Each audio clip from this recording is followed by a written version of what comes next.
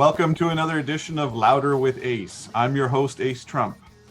Today, we're going to tackle a very interesting subject. As most of you know, there have been a number of world events over the last few years that have really impacted the live music venue, the live music world. And today, I'm very honored to have a couple of the UK lawmakers who are involved heavily in the music and in the media and the arts in the UK. So please welcome Lord Tim Clement-Jones and Lord Paul Strasburger. Hi, Ace. Hello. Hi. So please call me Paul. Call you Paul. All right. So let me start by saying, I manage a number of bands, and by whatever fates there are, most of my bands are based in England or in Europe. So most of our touring goes on in those territories. We do, of course, go to America occasionally, but the vast majority is in Europe. And some of these big events that have impacted us over the last few years are really something that have made things a whole lot more difficult for us. So I thought that we could talk about each of them. You could tell me a little bit about what the government and what you guys have done to address these things, and also what you see happening in the future. Probably the biggest one that's impacted us over the last few years is Brexit. When the UK withdrew from the European Union, there seemed to be, at least from my perception, a bit of chaos throughout the whole process, especially when it was enacted finally. And I know that in the first few months, especially of touring, it was a real, almost Wild West thing going on, because nobody really knew what was going on or how to get certain things going. So I thought we could talk a little bit, first of all, if you could tell me about how it was from your end, and then also what sort of things have been done already to kind of address that. Paul, do you want to kick off? Sure. I don't know how much your viewers know about the European Union, but one of the big benefits of our membership of the European Union was something called freedom of movement, which meant that we Brits could travel all around Europe without any paperwork, without any visas, without any borders, effectively. And that's what musicians and other artists, including dancers and actors and so on, have been doing for the last 40 years, just jumping in their van or their truck or whatever, and driving across the channel and touring around the continent. And suddenly, at the end of 2020, that came to an end. And now Britain is what's called a third country. It has no special rights whatsoever in Europe. So we're treated the same way as you Yanks are, and everyone else from all over the world outside the European Union. It means that bands and other artists who want to tour in Europe now have to jump through loads of hoops and go through lots of red tape, and it takes weeks or months to do it. It's not easy. It's different for every country. It costs money, and quite a lot of performers have given up, particularly the ones who can't afford to pay people a lot of money to do it for them. The guys at the top, the stars, the Elton Johns and all the rest, can pay someone to do it, and it's not a problem. Your acts from America are big enough to be able to cope with that. But people who are starting out or who are just emerging and beginning to make a name for themselves, effectively, it's very difficult for them to tour in Europe. And that's a very big problem for everybody.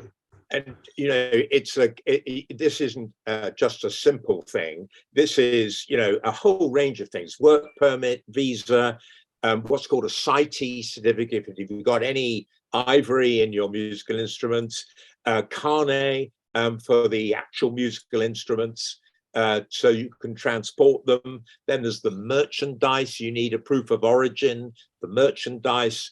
And then if you're trucking across to an event, to a live event, you can only stop twice. So it's a real bunch of red tape. that is really difficult to overcome. You can imagine having I don't have to organized imagine. tours yourself. I do not have to imagine. Yeah, that is definitely the case for us. I mean, you summed it up very well in that it was a dream before. When you guys were part of the European Union, we could go freely where we wanted.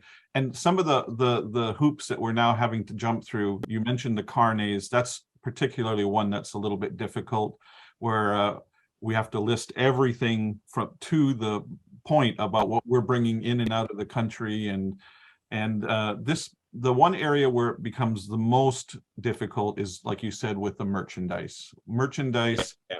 Normally, before Brexit, we would manufacture usually in the UK, and we would manufacture for the whole tour. And then we would take that stuff with us, we would sell it, we'd pay the VATs at the various countries and various things like that. Now we actually, we won't manufacture in the UK unless the tour is in the UK. Everything else is then manufactured for us. We do it in Germany. And so I can't help but think that hurts on a bigger scale. It's got to hurt the UK economy to lose even that. And so the trucking companies it's going to impact on too. Oh, yeah. Oh my. It's called cabotage in Europe. It's trucking. And there's a huge industry in the UK of specialist truckers who pick up tours and head around Europe. And a lot of American artists used to come first to Britain, pick up the trucks, pick up the crew, maybe pick up a few musicians, tour in the UK, and then head off to Europe. Well, now they're just missing out the UK, and they're going straight into Europe, and that's bad for the UK, and it's bad for the artists. Yeah. So knowing that this is one of the major factors. Now, you mentioned smaller acts versus bigger acts, and that's definitely the case. The smaller acts are getting pounded with these additional fees, work permit visas in some countries, the carnets, the massive increase in trucking, like you said, the costs of that has from this time 2 years ago to now, it's like more than doubled the cost of doing that sort of thing.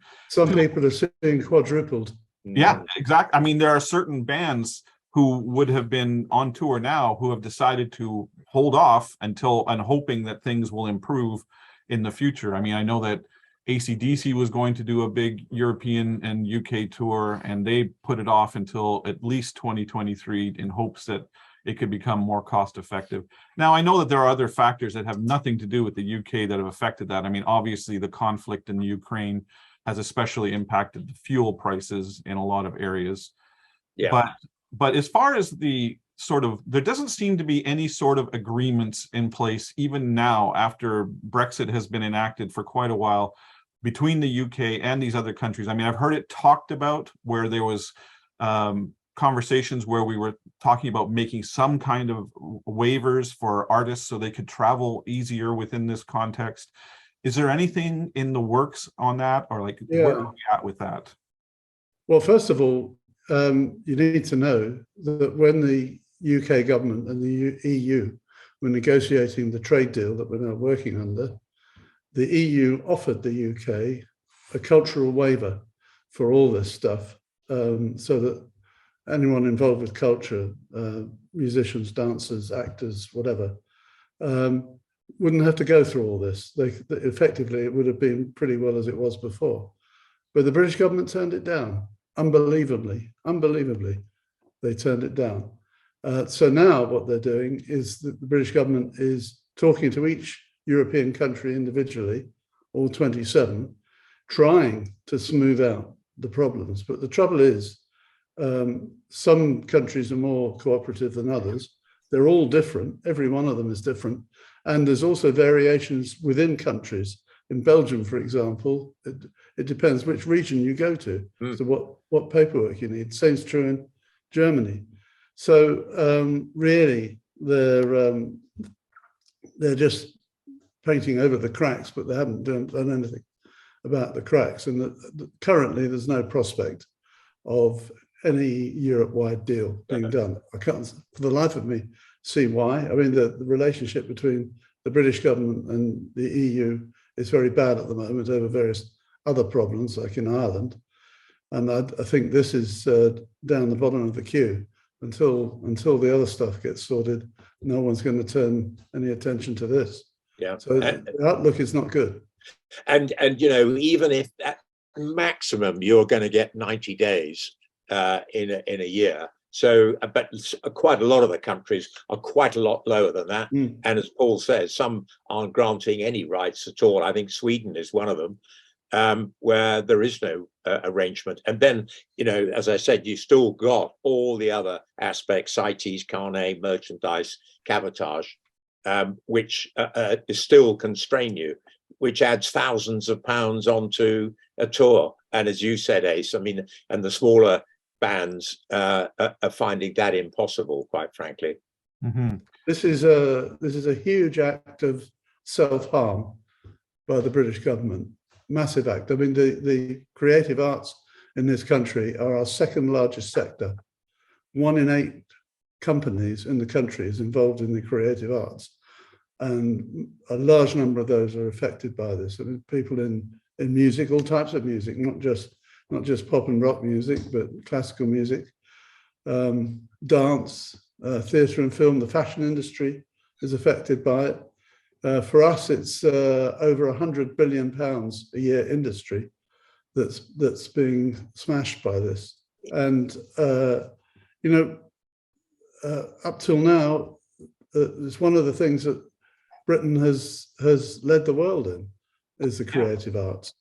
We're just throwing it away. It's extraordinary. You couldn't make it up. Visual artists can't put on exhibitions, things like that, which is crazy. And then, of course, it's come on top of our COVID period, when artists' income, I think, have been reduced by something like 75%, which you can imagine. So you get, first of all, the impact of COVID, and then you get the impact of Brexit. So this has really been a major issue. And of course, given that the income from streaming and so on is a lot less than it used to be from CDs and vinyl and so on, bands depended on live, as you know, Ace, for their bulk of their income. So this is a kind of treble whammy, basically. And it's a long-term problem. I've been working with Elton John on this, and his big concern is that we're going to lose a whole generation of new talent, new musicians, who won't find it financially feasible, to come into the industry. And all the big artists in the world, not all of them, but almost all of them, cut their teeth touring around Europe. If you think about it, right back to the Beatles, Stones, Elton John himself, Ed Sheeran more recently, have all learnt their trade touring around Europe. So what you're saying at this point is that there is no solution in sight at the moment. This is just the new norm. Not under this government. Under this government. This government has an ideological obsession about Europe and about so-called taking control of our borders. That's what's behind it. They seem to think that if a band comes in from the States or from France, plays a tour and leaves, that they're somehow a threat to our immigration policy. It's rubbish. Well, and explicitly, they've said, in response to demands for a cultural waiver, they've said it's against their manifesto commitment on immigration and so on, which, I mean, is completely crazy, quite frankly. Really, I think they just screwed up. They spent a whole year negotiating the trade deal. They were offered the cultural waiver, visa waiver, early in the year. They rejected it, and it never got back on the negotiating table. And they signed the deal on Christmas Eve in 2020, and there was nothing about our second biggest industry, just left out. Well, and they won't even reveal what they offered. They keep saying that they offered, a deal to the EU, but we haven't been allowed to see that. It's secret, All right. So do you think that there's going to be any improvement under their rule? It hasn't come up at all. And I don't think this subject has been raised once. I don't think they care, to be honest. They should do, because it has a big effect on our economy. There's a lot of tax revenue going across to Europe, and there's a lot of employment being lost in this country. So they should care about it. There'll be a new broom. They can wash their hands of what's gone before, and we will be making an attempt to meet the new Prime Minister. I intend to try and get a meeting with one or two people from the industry early on. But the problem is our relationship with the European Union is in a hole at the moment. It is. Because of the argument about Northern Ireland, and they're not going to concede on that anytime soon. And Paul has done an amazing job in trying to raise the profile of this as an issue. And, Elton John himself, you'd have thought that having the profile of somebody like that and putting this on the agenda, and there's been press coverage and so on, under the previous under Boris Johnson, but still no proper response. So I think that's partly why we're pessimistic, that as long as, this Conservative Party stays in power, that actually we're not going to change the reality of where we are at the moment. Having said that, we are absolutely determined to fix this. It's not going to happen soon, but we'll keep going till we do, because we must. Yeah. It's the cultural heart of our country we're talking about. Yeah. Well, you mentioned previously about another world event that heavily affected this industry, and that was when we had the COVID outbreak.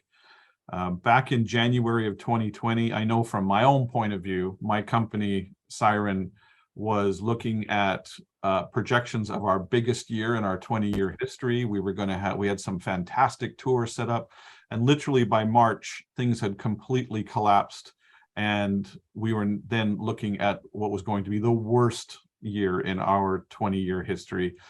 And there's a lot of criticism that's been made about how things were handled. I know from the live music standpoint, I mean, what most people don't seem to grasp is that most musicians, I don't care if they're famous, like if you look at the musicians who we represent, legendary UK acts like Saxon, Uriah Heep, Thin Lizzy, things like this. But those people are all working musicians. They need to tour, they need to work in order to pay their bills. They're not multimillionaires living off on some resort somewhere. And then the other side of that coin, of course, is that when we couldn't do shows for all of that time, the live venues also got the tar beat out of them because they weren't making any revenue. And I know that there was a considerable amount of venues in the UK and in the US, everywhere, that had to shut their doors because there was just no income coming up to keep it going. And even at the time, we were so desperate for help. I was reaching out to the people who I know in the UK government to see what could be done to help. And it was really just met with almost indifference. It was like, well, we got bigger fish to fry. You're on your own, figure it out. And I mean, out of all of the decisions that were made by the governments, I mean, the one decision I think the UK government did, which I know this might be an unpopular opinion to have, but when they did remove the lockdown earlier than most places did, that really helped us out. I mean, I know it caused more infections and things like that, but we were at the end of our rope. We needed to start having income again, all of my artists. And not only that, but the other part of that equation is the road crews, which most people don't even take into account. Yes. Those people aren't working either, and they don't have any ancillary income from like royalties on recordings and things like that. And so now here we are at the, coming into the end of 2022, and there is a massive shortage of crew people to go do the tours that we are booking, because many of them had to leave the industry out of pure necessity. They needed to make an income. So how would you tell me, or you tell me about how the UK government tried to help in the COVID situation and what they're going to do in the future? Well, I mean, we had a furlough scheme for people who are employed, basically, and some freelancers with a long track record got some support. But, the great bulk of freelancers in the creative industries, they didn't get any support at all. And as you rightly say, tech and road crews, all that side of it, mostly a freelance as well. And so they didn't, and they had to find, other forms of support. There was a VAT reduction, which was proposed for venues. That's sales tax, by the way. Yes, that's right, sales tax. But, frankly, because if you're not operating, what benefit does that have? And they didn't extend that after the end of the COVID period. So, at the moment, venues are in real trouble because we got another whammy coming down the track, which is energy. Our energy prices are going through the roof in Europe because of the Ukraine war and Russian gas supplies being cut off and so on and so forth. So that's raising energy prices, which has a knock-on effect to music venues, many of which were already in trouble because of COVID. So, hanging on by the skin of their teeth. The Music Venue Trust is a wonderful organization which is doing its best to sort of hold everything together. They've got a great scheme for trying to buy out the freehold of music venues so that the rents can be lowered for music venues and so on. But, they're fighting quite a big battle against the odds, quite honestly. And of course, without good music venues, artists can't play. They don't have the live opportunities. So, and there's no current support proposed by the UK government for those venues. They took the view that as soon as COVID was over, that was no longer their problem. Yeah, it's worth saying, by the way, that COVID rather concealed the effects of this Brexit problem for the industry. Yes, because the industry was mothballed, as it were. The real impact of leaving the European Union didn't show, but now it is. Yeah, even things as simple as getting insurance to put on shows. There's no insurer that will cover us for a COVID cancellation. And literally, out of the 14 artists that I manage, there is not one of them that hasn't had to cancel shows due to COVID infections at some point. And there just doesn't seem to be any relief or help anywhere for these people. No, Elton John was touring the States and was in a really tight COVID bubble, and he still got it. Yeah. We were really keen to get an insurance guarantee from government at the time. And, my goodness me, the amount of lobbying that took place, but they were totally impervious. They just didn't agree. And it was the Treasury. And funny enough, Rishi Sunak was the guy at the Treasury who said, no, we're not going to give you an insurance scheme for live music events, theatre and so on, which really created problems because if you have to plan, as you do, Ace, for a tour or something, you need time. You don't just suddenly say, oh, right, this is the end of COVID, I can tour now. You need the certainty of getting insurance and so on. Well, that's the other thing that is a little perplexing, is that I've heard that term a lot, that, they keep speaking about COVID like it was a thing in the past. It's not. We're still experiencing these cancellations now. This summer was the first time we got to start doing the festival season again, which is always lucrative and a cornerstone of the annual income of any of these bands. I'll take Uriah Heep as an example. The very first festival they did was in Finland back in June, and from that one show, 4 out of 5 band members and almost the entire crew came back with COVID, and we ended up having to cancel. Goodness me! We had to cancel the next weekend of shows, which was tens of thousands of euros of lost revenue, and there's just nothing you can do. And then on top of that, what I'm seeing now is a lot of bands are flat out lying or concealing the fact that this is the reason. I see where I know from personal experience that the COVID's actually the reason they're canceling this show or that show, but they'll come up with other excuses in hopes that they'll get insurance payouts, by not referring to it as a COVID infection. But again, like I said, the government doesn't seem to acknowledge or even care about this sort of thing. No. And yet it's the underpinning of the industry. Yeah. So then looking at another thing that people come up to me with, when I talk to them about having to cancel because of COVID, especially, and also to curtail certain touring because of Brexit, they say, well, it shouldn't be so bad. You get all that money from streaming and from record sales, and all that should keep you going, which is just such a laugh. But yeah, well, what I mean. I think you have to have 1 million streams a month in order to make $12,000 or something. I mean, that is just unbelievable, really, when you work it out. Well, the last 20 years has really seen the entire industry do a flip-flop. I mean, even in the early 2000s, it was still, when you were getting records coming out selling millions of copies in their first week and that sort of thing.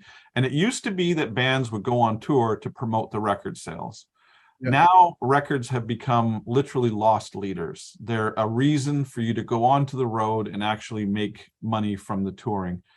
And so the whole, this leads me into the whole ticket aftermarket, the secondary ticket market thing. I mean, that is a big can of worms, but it does need to be addressed. And that is that right now, the vast majority of the income of my artist comes from when they play live.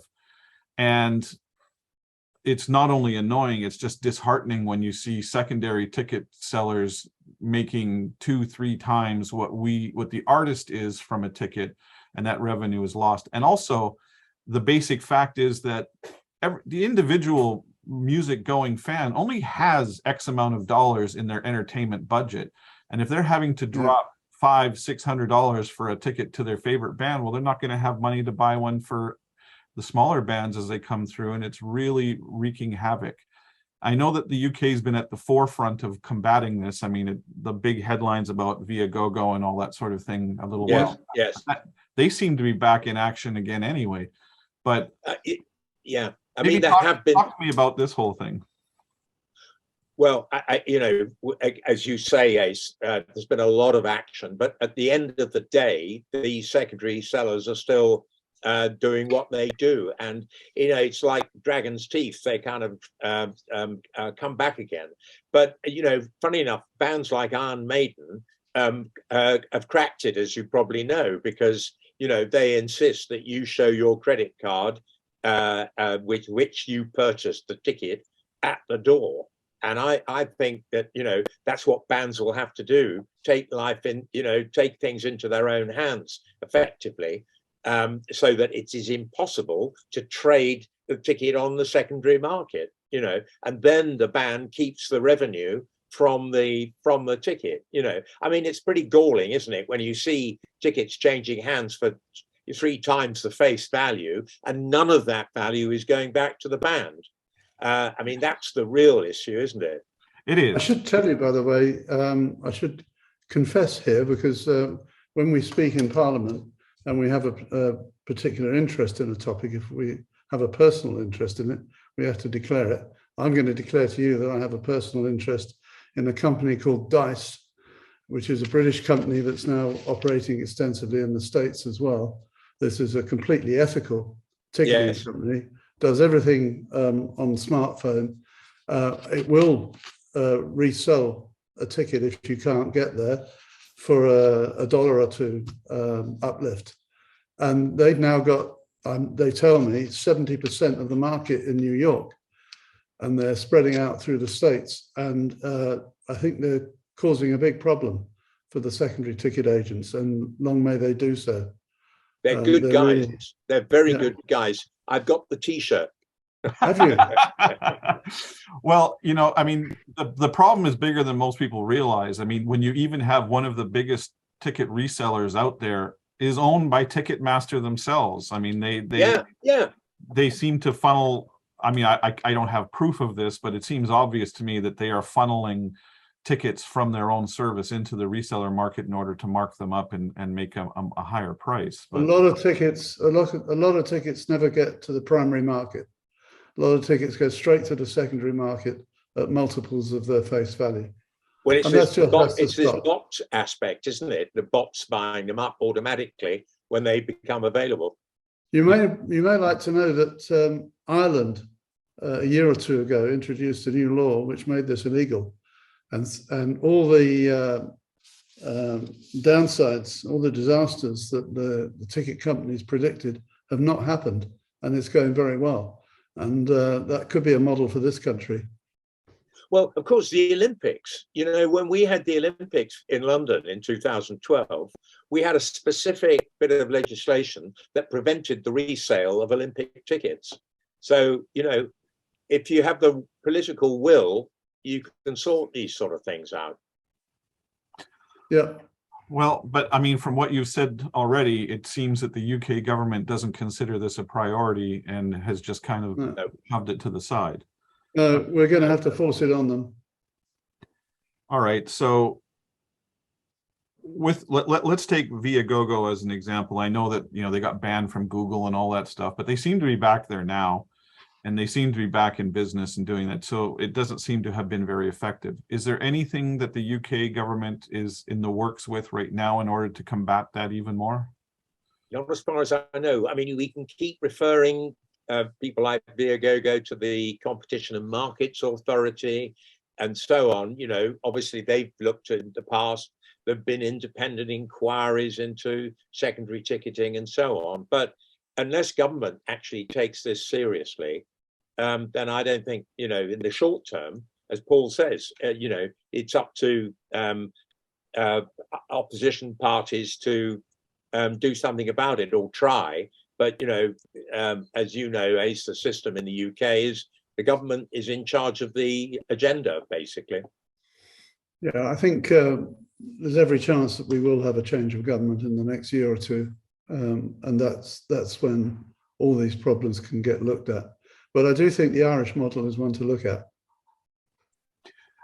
Just leaping back to the whole situation with the venues, is the UK government doing anything to rescue some of those venues from falling into bankruptcy and things like that? Is there any schemes in place at all? No. Not that I know of. I mean, it's the industry itself. I mean, there are Music Venues Trust is trying to do things about it, but as far as I know, there's no government underpinning of their current financial situation.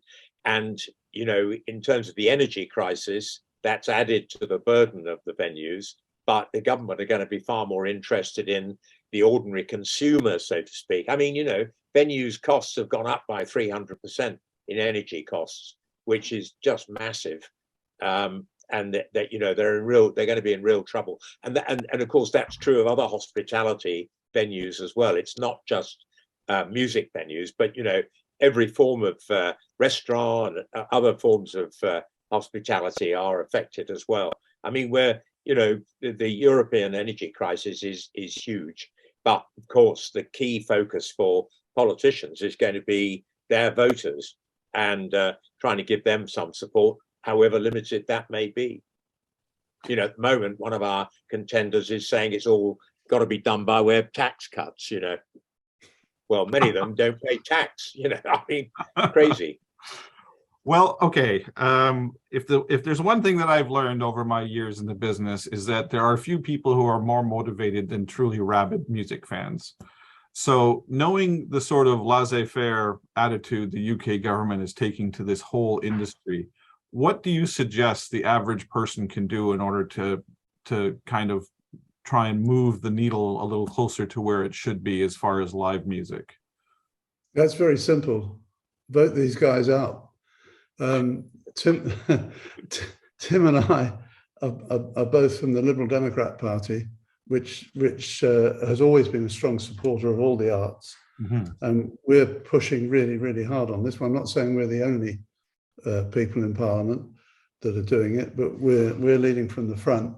And the only way is to get these guys out, because they don't care. They don't care at all.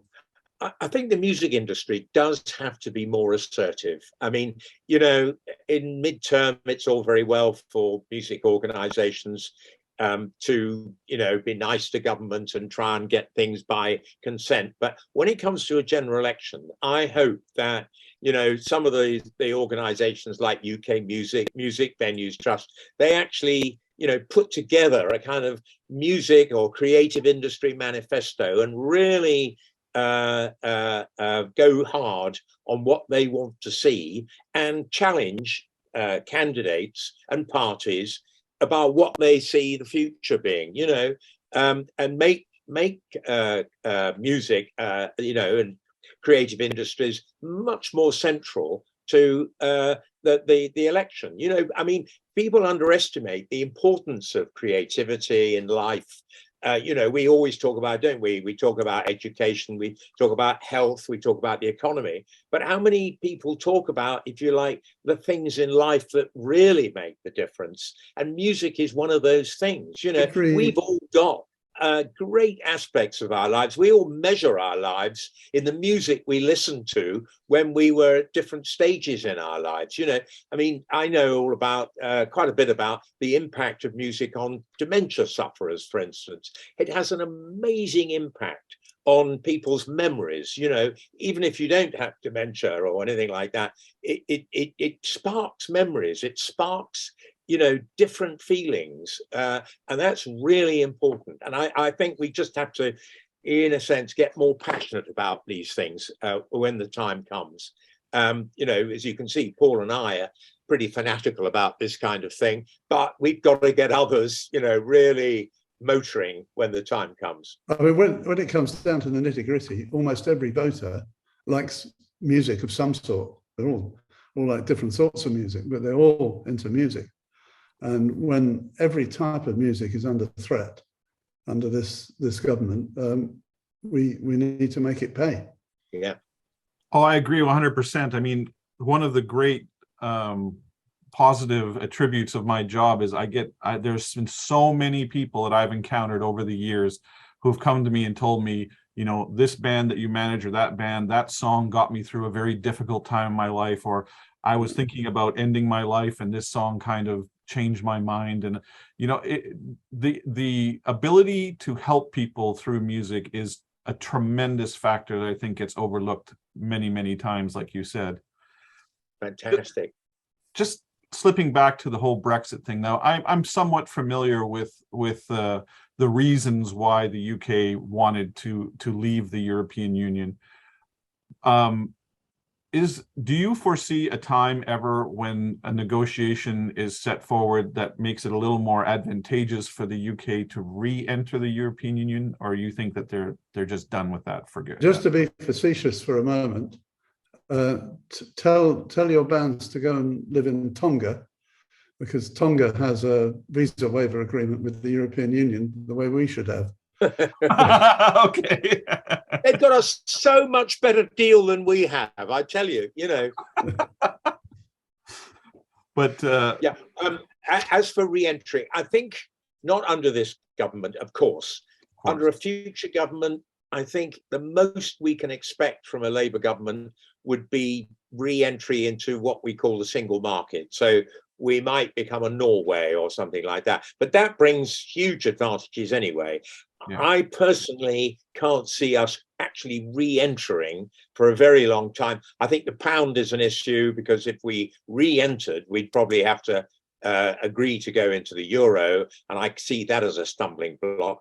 But I think after if there was a sort of Labour government supported by the Liberal Democrats, there would be certain solutions found actually in the future. So I have some optimism, because I think we're coming to the end of a cycle. I think this government, this party in charge at the moment, doesn't have much longer.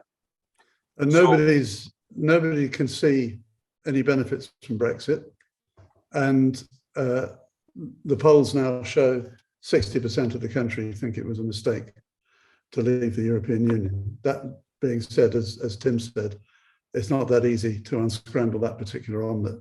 No. And it's going to take some time. But ultimately, I'm sure we will be back in the European Union.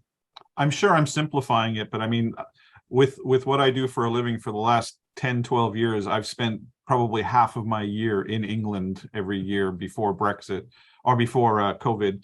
And so I was there when it was all going down, and I got a better sense than probably most Americans do about the reasons behind it. But to me, in the big picture, it seemed to be more an overall dislike for the PM at that time, Cameron, and that they, because he was supporting it, they were voting against it, not really thinking it through.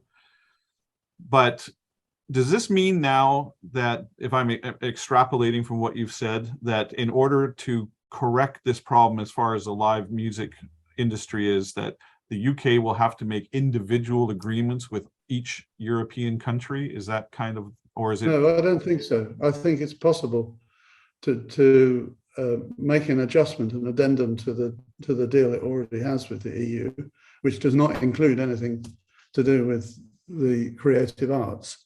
It is possible to negotiate something that will make it a lot easier for British artists to tour in Europe, but not under this government, No. not right now. We've got to improve our relationships. I mean, we threaten the EU nearly all the time. So it's that kind of attitude towards European members of the EU and the EU itself, which, it's kind of a xenophobia, which is crazy, and it's no basis for any kind of negotiation. So I think a change of government is absolutely needed. But as Paul says, a cultural exemption, for work, a visa waiver for carnets and merchandise and so on, is entirely possible with the will on both sides. Wow. Well, this has been very interesting. Is there anything else either of you would like to add to this conversation before we call it a day? Well, I think we talked briefly about streaming, and the one area where there is quite a lot of discussion is about the level of remuneration for artists on streaming, and that is one of the few areas that is being looked at the moment by our culture, media and sport department, and by the Competition and Markets Authority. So there is some possibility of change there, I think, where it is possible that the share for artists might improve. I mean, the trouble is, it's not really about percentages. It's about overall revenues from streaming, because the percentages haven't really changed much. I mean, they're a bit archaic in terms of the fact that record companies get paid for certain things, which, are now historic, relating to vinyl and so on. But I think that there is a possibility that something might change there. And certainly there's a lot of pressure around the industry from within Parliament on all sides that there should be change. Because at the moment, it's a crazy situation where for live music, we're in real trouble in touring terms. And for recorded music, we're in real trouble because of the share of revenue, because the actual revenues are so low. I mean, it's weird, isn't it, that artists can make as much from very small vinyl sales as they can from very large streaming yes, sales. that's true. I mean, come back vinyl, all is forgiven, basically. The problem with it though is that vinyl has come back in a big way, but all of the manufacturing plants that were around in the 70s mothballed and shut down. And so now there is such a demand for vinyl pressing, and there isn't the facilities to do it. So right now, speaking as an artist manager, when we turn in an album to a label, we have to turn it in 9 months ahead of release date, because that's how long it's taking to get the vinyl pressed. And because vinyl is the biggest selling medium at the moment, we can't afford not to put vinyl out. So can I make a suggestion, Ace? Yes. Paul is an entrepreneur, and I think that what he needs to do is start investing in vinyl plants. I was just thinking that. He's just made a note. You may have noticed he just made a note. It's absolutely true. Never mind golden oil. Let's get into vinyl. Yeah, it's ridiculous. I mean, 9 months that we have to get onto a waiting list. So there are some bands that have stumbled upon solutions, like, for example, I'm sure you're both familiar with Metallica. They were presented with an opportunity a few years ago where somebody found all of the pressing found a pressing facility that was up for sale, and they bought it themselves. And so they actually press their own vinyl and stuff, and they can turn things around instantly because of that. And the entrepreneurs who do have that ability to turn around fast are reaping the benefits, because they get to jump in ahead of the line. In America, there's a music magazine is called Revolver, and they also have their own pressing plant now, and so have expanded into pressing albums and things like that as well. Yeah, it's one of the biggest bottlenecks that we're experiencing right now, is the vinyl. It's fantastic, isn't it? It's got a high touch that it's like real books, hardbacks and stuff like that. There's also a different sound. It's a different sound, isn't it? Yeah. It is definitely, that's one thing that most people don't understand. When you're listening to a CD and it says it's done at 44.1 megahertz or whatever, what that means is that the computer sampled the music at 44.1 million samples a second or whatever, but that still means that it missed stuff. By its very nature, it missed stuff. And so when you listen to the analog recordings, a lot of people refer to it as a warmer, deeper, more cleaner sound than CDs do. In any case, I think that there's another factor with vinyl right now that most people don't realize, and that is, I think that it is appealing a great deal to the collector market. I know that because of the lack of pressing plants, that almost anybody who has a pressing machine can get into the industry right now, and as a result, the quality of the product is not always up to snuff. And when I'm surprised when I see, like, my assistant, for example, he bought David Bowie's last album on vinyl from Amazon or something, and one copy came and it was just warped all to heck. And so he got it replaced, and the next copy warped all to heck. It took him like 4 tries before he got a copy that was actually playable. And the fact that looking through the reviews on Amazon that there was almost no complaints about that means to me that I don't think many people are opening them and putting them on. They just put it away. They said, I'm going to leave this to my children, Tell them to come over here. I've got a big collection of vinyl. Oh, I do too. If I were to turn the camera around, you can see my media room that has hundreds of thousands of records in it. So. Fantastic. Absolutely. Yeah. I've kept all my vinyl. Awesome. So we ought to exchange. Yeah, good. Yeah, I'd be happy. Every one of my bands puts their releases out on vinyl now.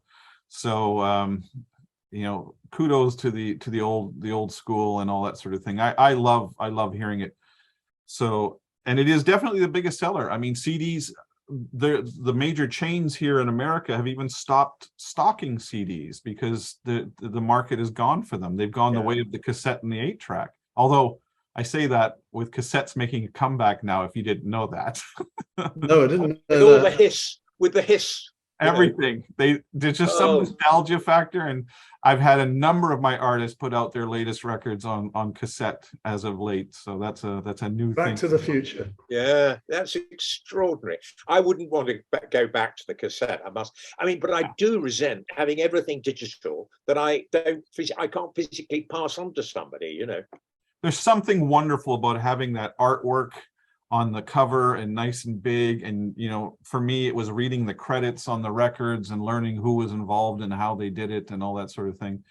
So I thought that lot was lost in the CD era, but I'm glad that the vinyl's back for that purpose. But I listened to something on Spotify the other day, and I knew the item, I knew the track, and I thought there's something missing here. There's all sorts of parts of this missing, and I then played it again from the original, and it's a totally different sound. Totally. I mean, it's almost like listening to music underwater to listen to it on Spotify. Yeah, but the argument is that most people are listening to it off of their phones now anyway. It isn't like they're exactly yes, which is dynamic the sound quality. They're doing 25 other things. Yeah. They're not actually listening. Well, we've made a great commercial for vinyl, haven't we? We have. In any case, gentlemen, I know what I'm doing tomorrow.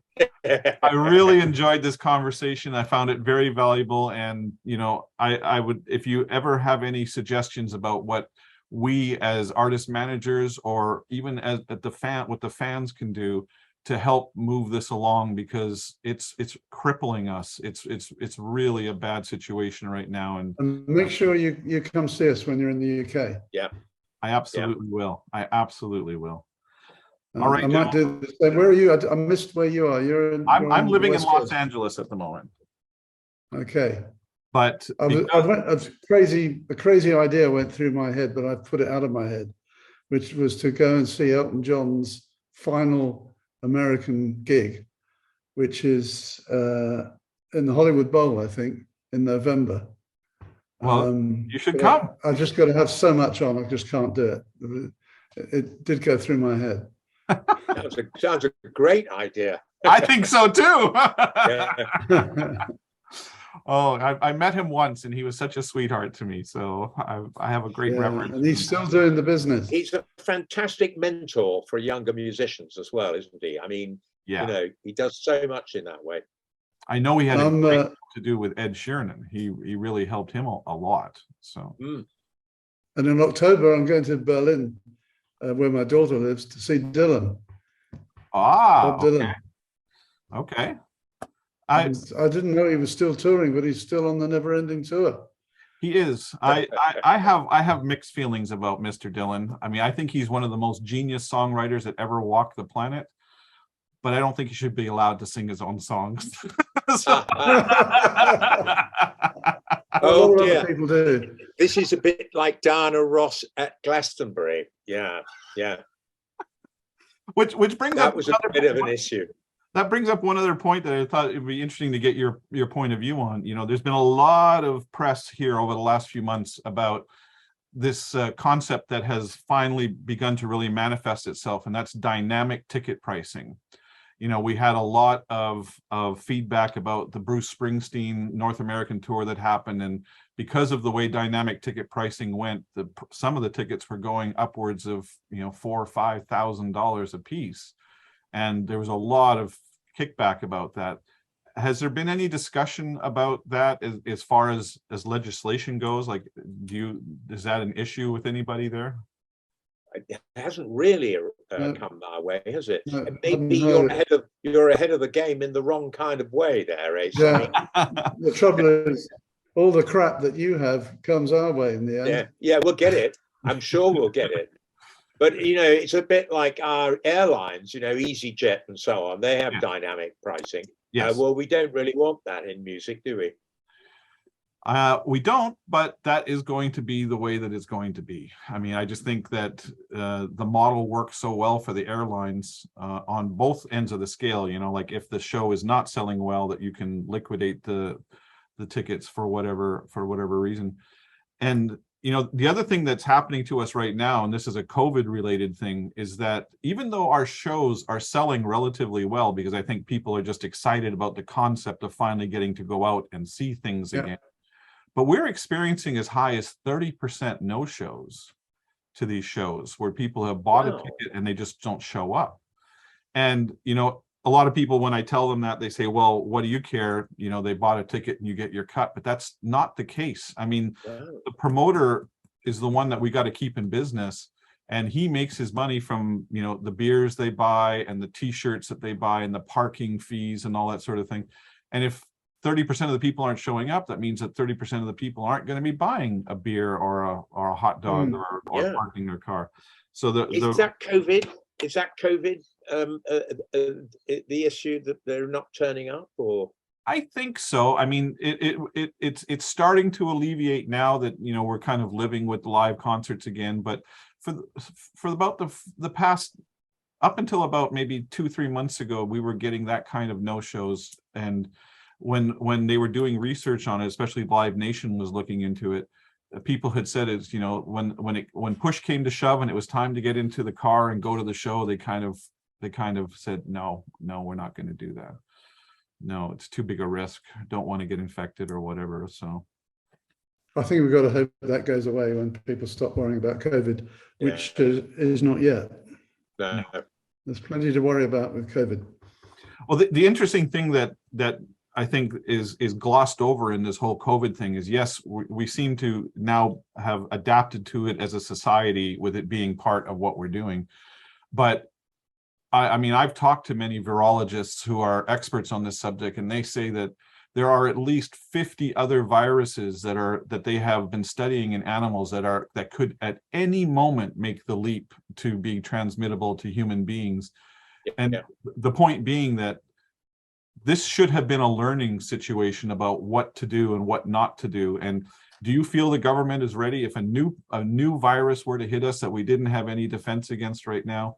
Absolutely not. Yeah, No. we're not. I think they just thought, big sigh of relief, that's it, guys. I mean, they've only just started talking about a booster for this autumn, in case, well, not in case, but because COVID will come back in some shape or form. But, it's been very slow. The big problem with COVID is long COVID. That is really nasty. And we've got about 2 million people in this country. So that would equate to what, maybe 10 million in the States who have long COVID, and some have had it for a year or more, and it goes to all parts of the body. I mean, and not only that, but I have one friend who was an early, who got it early in the pandemic, and it cost him 70% of his hearing. He's permanently lost 70% of his hearing. He's now on hearing aids. Another person I know lost their vision and it hasn't returned yet, and it's been over a year. So, and there are a number of people I know that now suffer from chronic migraines after having had it. So, the long-term effects of this are bigger than I think most people have even thought about yet. Absolutely right. Sense of smell too, of course. Of course, yeah. There are a number of people who suffer from that as well. Yeah. All right, gentlemen. Well, this was completely interesting. Thank you so much for taking the time to talk to me about this. It's been an important conversation.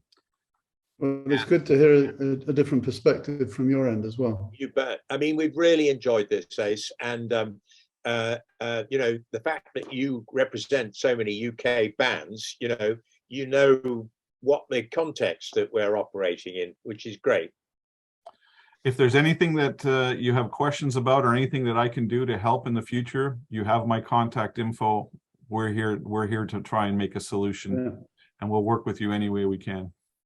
Okay. Well, next time you visit our troubled country, please let us know. And be very afraid if Lord Strasburger turns up in LA. That's all I can say. You'd be welcome. You would be welcome. We'll have some fun. All right, gentlemen. Thank you very much. Great. Thanks, Ace. See you soon. Bye. Bye. Well, that's it for another edition of Louder with Ace. I want to thank my guests for being on the show today. And we're always looking for feedback from you. So if you'd like to email us, you can at louderwithace@gmail.com. You can also leave comments in whatever platform you're enjoying this podcast in, YouTube, whatever. And also we have a website at louderwithace.com. And we're also on the Patreon platform. So if you want to come check that out, we'd love to see you, and you can see some of the behind the scenes stuff that's going on. Until next time, stay safe.